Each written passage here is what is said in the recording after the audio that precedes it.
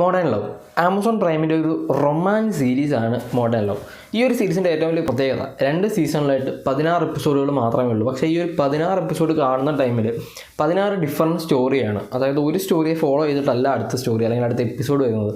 16 entirely stand alone ആയിട്ടുള്ള സ്റ്റോറികൾ, അതായത് 16 different experience ആണ് ഈ ഒരു സീരീസ് കാണുന്ന സമയം നമുക്ക് കിട്ടുന്നത്. സ്പോട്ടിഫൈയുടെ മോഡേൺ ലവ് എന്ന് പറയുന്ന ഒരു പോഡ്കാസ്റ്റിനെ ഒരു ലൈവ് ആക്ഷൻ ആക്കിയ ഒരു സീരീസാണ് മോഡേൺ. ഇതിലെ മെയിൻ സ്ട്രീം ആക്ടേഴ്സായിട്ടുള്ള ആനി ഹാത്വേ, കിഡ് ഹാരിങ്ടൺ തുടങ്ങിയ പല ആക്ടേഴ്സ് ഈ ഒരു സീരീസിനകത്ത് അപ്പിയർ ചെയ്യുന്നുണ്ട്.